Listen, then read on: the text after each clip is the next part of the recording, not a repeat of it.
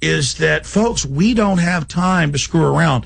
We don't make any of this up. You know, I didn't know Bermas had that article researching today that they're turning hundreds of public schools into military academies. And he goes, oh, yeah, I've got one right here. You know, and that was mainstream news. What was that out of? That's out of, this is, I think, Atlanta Journal-Constitution. Yeah, but there's AP articles about it as well. Yeah, well, I ran out with that to give it to the producer on his desk. But I see this AJC. One, yeah, this is right out of the local news. It says AJC on the top right there. Yeah, the Atlanta Journal. Yeah, no, that's Atlanta Journal-Constitution. In fact, show folks that article right there. We can. I mean, I'm not making this up. This is real.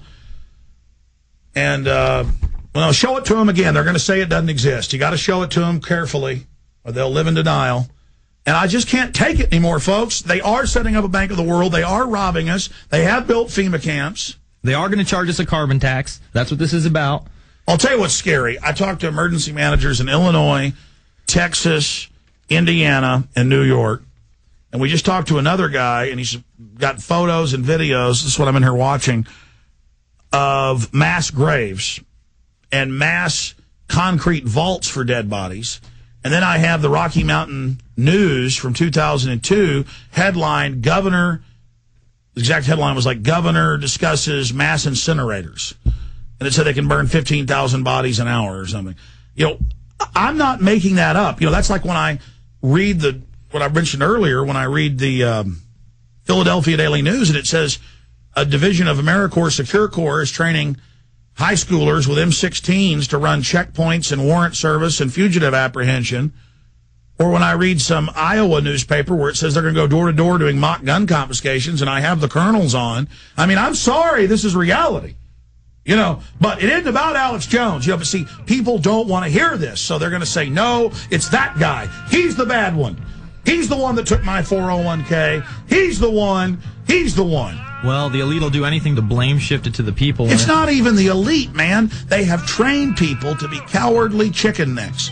They have trained people to not be able to deal with reality. Look, I'm out of here. I got to go and get some sleep. All right, we'll be back after this is the Info Warrior.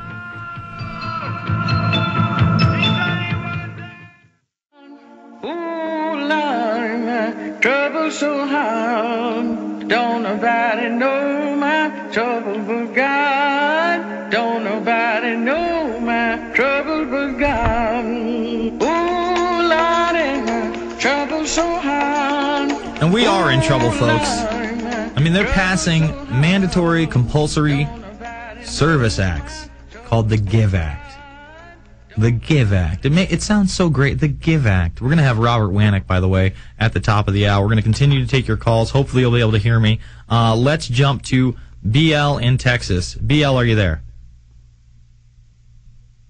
Yes, sir. Yeah, the phone audio levels jumped up when Alex was on, so they excellent. Excellent. Now, BL, are you the one that sends all the tapes over our way? You there? Hello? Yes, sir. Can you hear me? Okay, well, I guess that they can't hear me. Thank you for.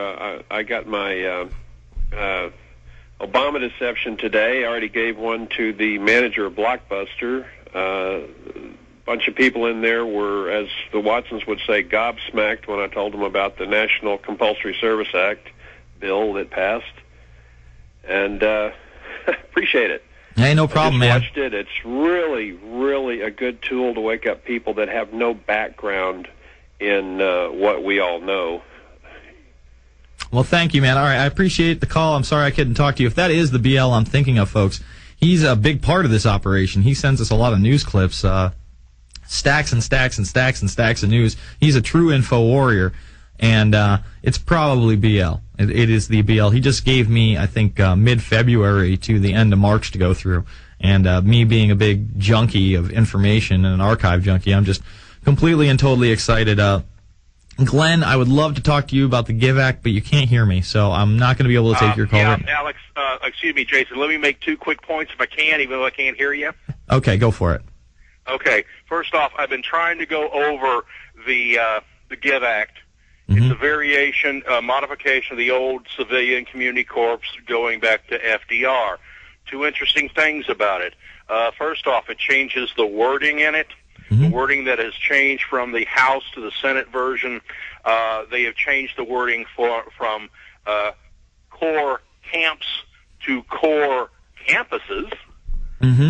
and they've changed the wording from a camp commander or camp supervisor to a campus director. I have the feeling these re-education campuses won't have very many toga parties. And secondly, going through the actual bill itself, one of the things pointing towards slave labor. Somebody wants to set up a nonprofit organization building homes for the poor.